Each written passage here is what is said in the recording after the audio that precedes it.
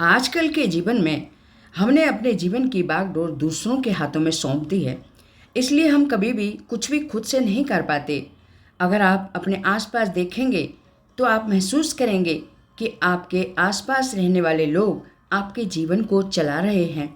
आपको कब खुश रहना है, कब दुखी रहना है, ये दूसरों पर निर्भर करता है। क्या हमें दूसरों से सुख मिलता है या दूसरे सिर्फ हमें दुख देने के लिए ही होते हैं? आप इस बात का अंदाज़ा इस बात से लगा सकते हैं कि आप हमेशा दूसरों के बारे में सोचते रहते हैं। जितना आप दूसरों के बारे में सोचते हैं उतना तो आप खुद के बारे में कभी नहीं सोचते। दूसरे क्या कर रहे हैं, उनका व्यवहार कैसा है, वो क्या काम करते हैं, उनके घर में क्या हो रहा है, वो सुखी हैं या दुखी हैं, अगर वो सुखी हैं तो क्यों सुखी हैं। ऐसी बहुत सारी बातें हमारे दिमाग में यूं ही चलती रहती हैं। इस तरह के कई विचार हमारे मस्तिष्क को घेरे रहते हैं और उसमें चलते रहते हैं। इस तरह हम अपने बारे में ना सोचकर दूसरों के बारे में ज़्यादा सोचते रहते हैं। अपनी चिंता न कर दूसरों की चिंता ज़्यादा करते हैं और उसी में हमारा सारा समय निकल जाता है। सोचने वाली बात यह है कि दूसरों के बारे में सोचते हुए भी हमें ऐसा लगता है कि हम अपने बारे में सोच रहे हैं, और इसी को माया कहा जाता है। क्योंकि वास्तविकता हमारे सामने होती है, फिर भी हम उसे देख नहीं पाते, उसे समझ नहीं पाते, और इस माया के जाल में हम यूं ही फंसते चले जाते हैं। इसी तरह पूरे जीवन भर हम अपने लिए जीते हैं, हर कार्य अपने लिए करते हैं, फिर भी जीवन के अंतिम समय पर हमें ऐसा लगता है कि हमने अपने लिए तो कुछ किया ही नहीं। ऐसा क्यों होता है? जबकि जीवन भर हम अपने स्वार्थ के बारे में अपने लिए ही सोचते रहते हैं, फिर भी हमारी सोच ऐसी क्यों हो जाती है कि हमने अपने लिए तो कुछ किया ही नहीं। सब कुछ करने के बाद हम अपने लिए कुछ क्यों नहीं कर पाते?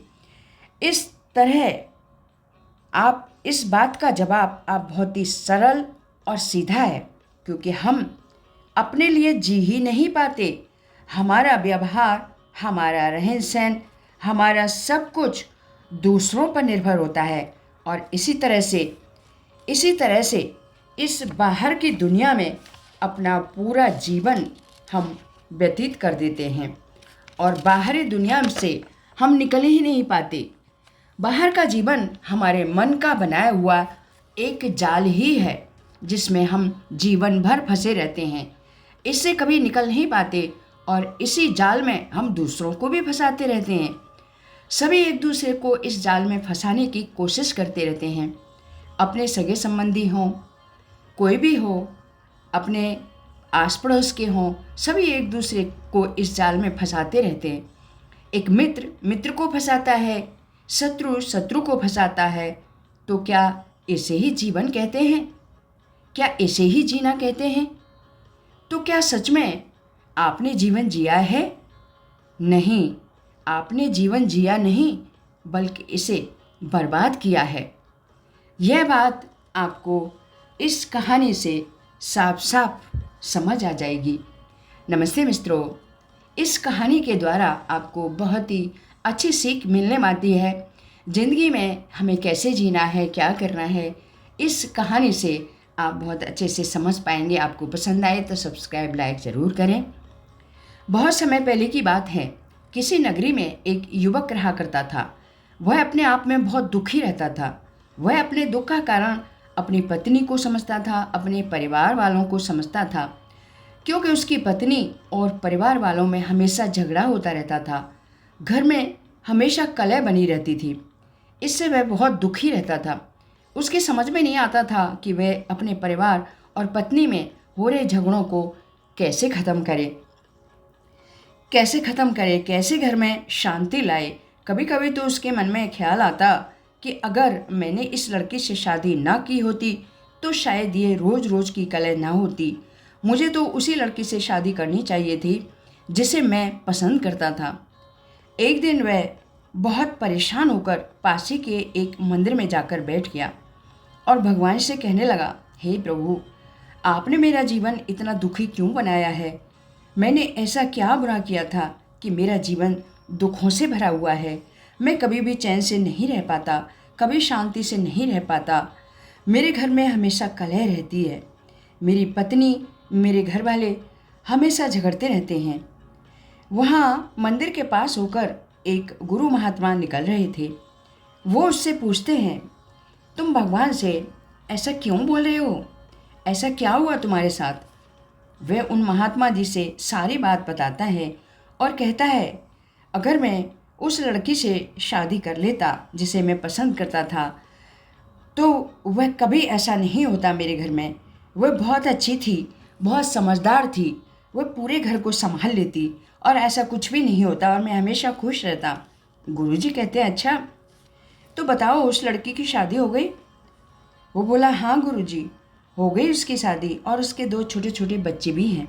गुरुजी ने कहा, अच्छा तो तुम ऐसा करो, वहाँ जाओ और किसी तरह पता करो कि क्या उसके घर में सब ठीक ठाक है, सब खुश हैं और सब चैन से रह रहे हैं।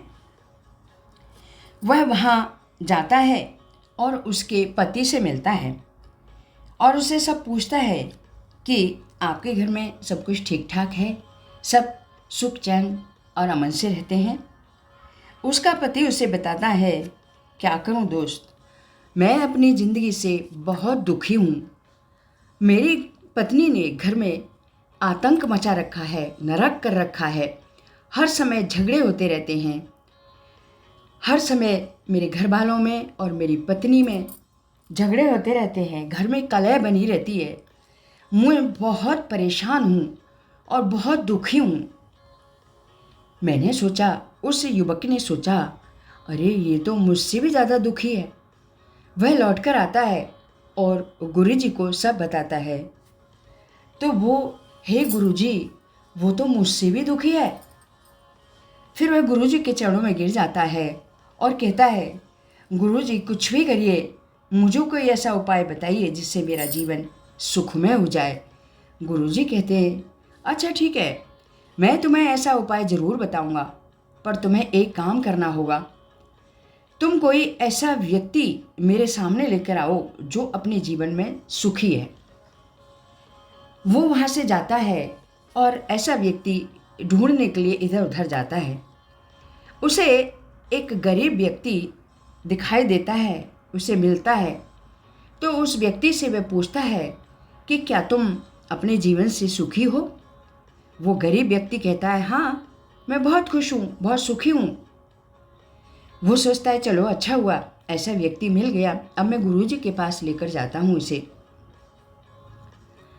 तो उसे लेकर वह गुरुजी के पास जाता है और गुरुजी उस गरीब व्यक्ति से पूछते हैं, तुम रोज़ धन कमाते हो, किसके लिए कमाते हो?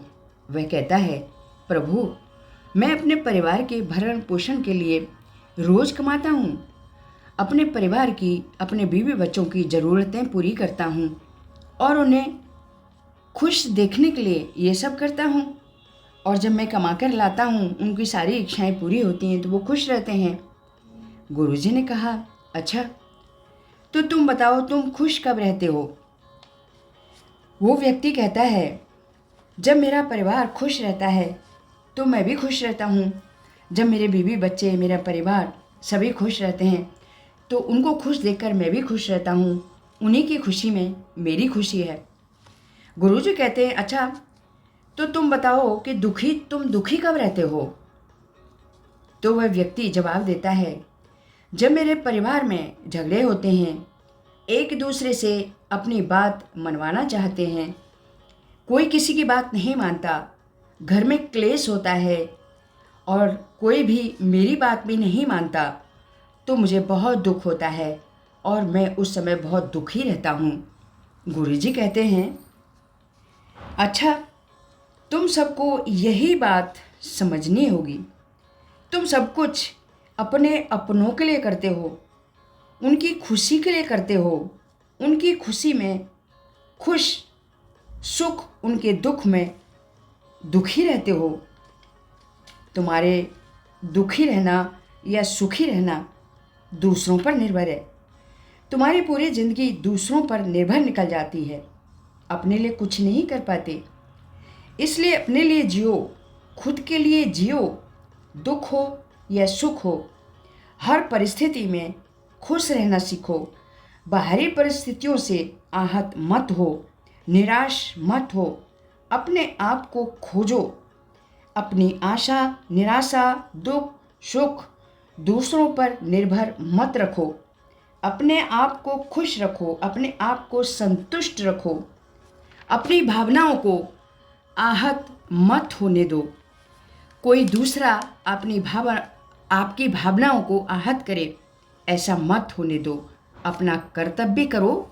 ये आपका कर्तव्य है कि आपको अपने परिवार का भरण पोषण करना है, उनकी हर ज़रूरतें पूरी करनी है।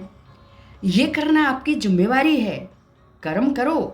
भगवान तो कहता है कर्म करो, लेकिन फल मेरे पर छोड़ दो।